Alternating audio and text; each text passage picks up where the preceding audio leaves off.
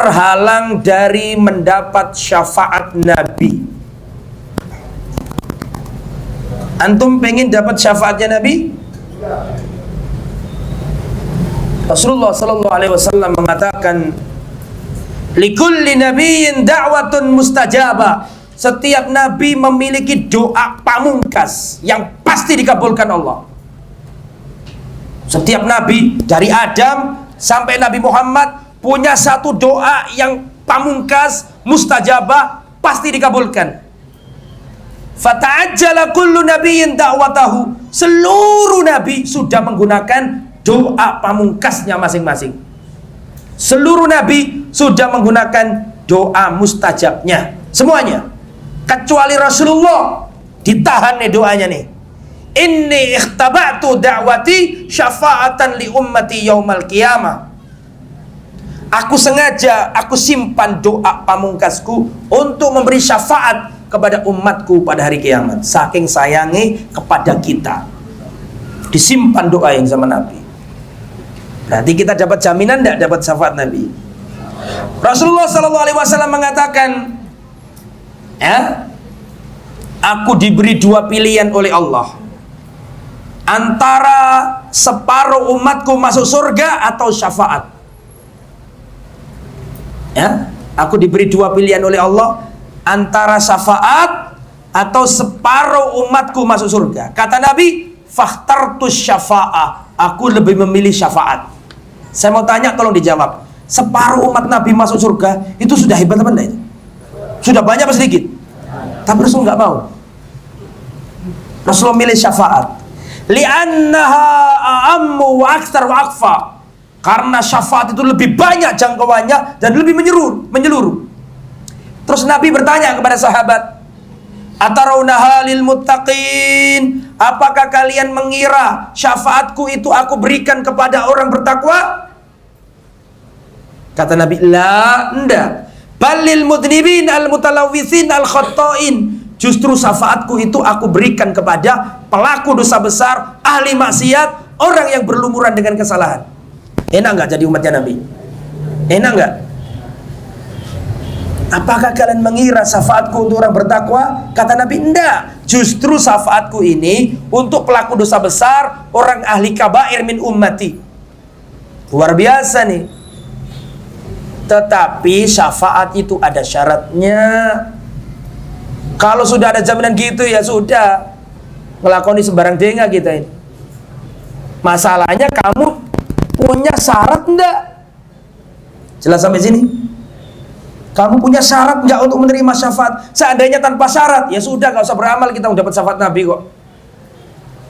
Ada syaratnya, penuhi dulu syaratnya. Apa syarat syafaat itu? Syarat syafaat yang pertama, idznullah lisyafi'. Idznullah lisyafi'.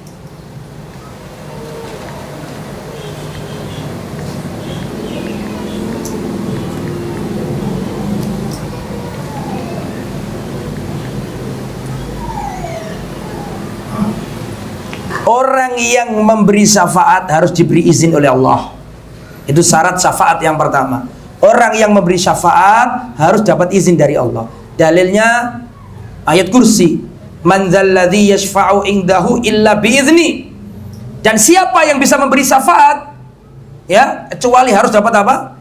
Izin Allah. Masih ingat kisah para nabi angkat tangan gak ada yang bisa itu? Masih ingat gak kisah syafaat agung? Nabi Nuh gak sanggup.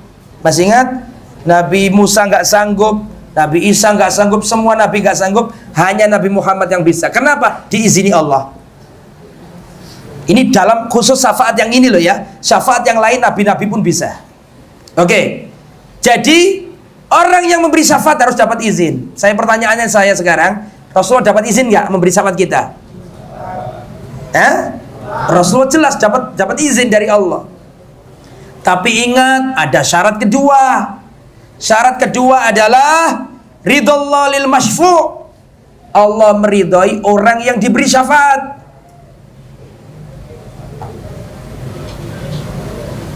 Jelas sampai sini?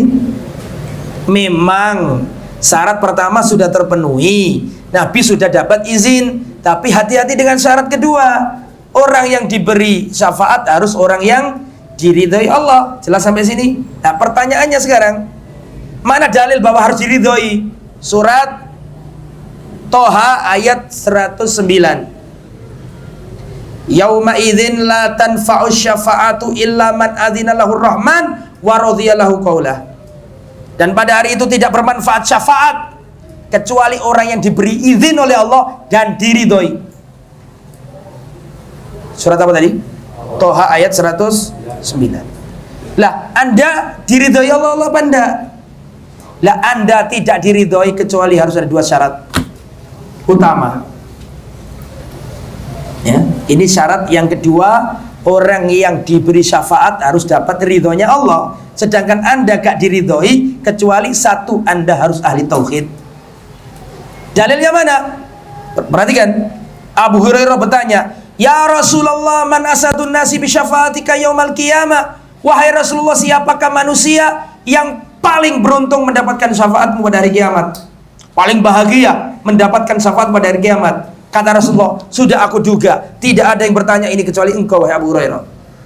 Maka Nabi menjawab, as'adun nasi bi syafaati yaumal qiyamah man qala la ilaha illallah khalisan min qalbihi.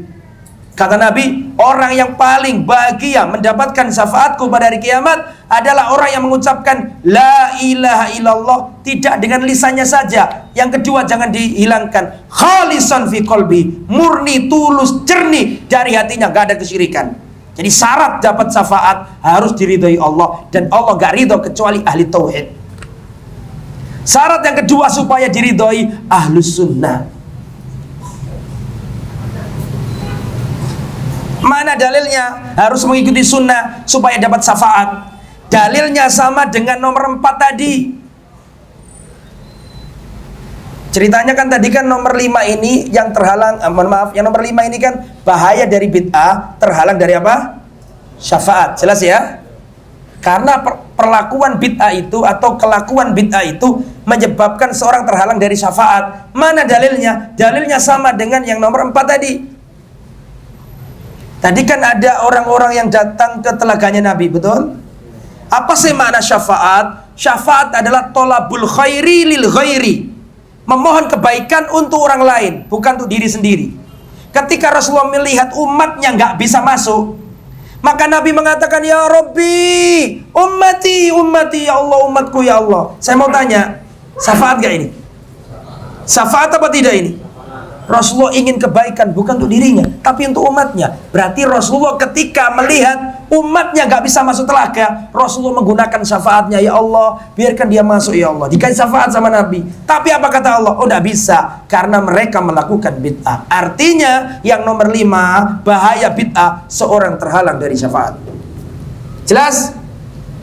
Duh, jawaban. Jelas. Oh, no.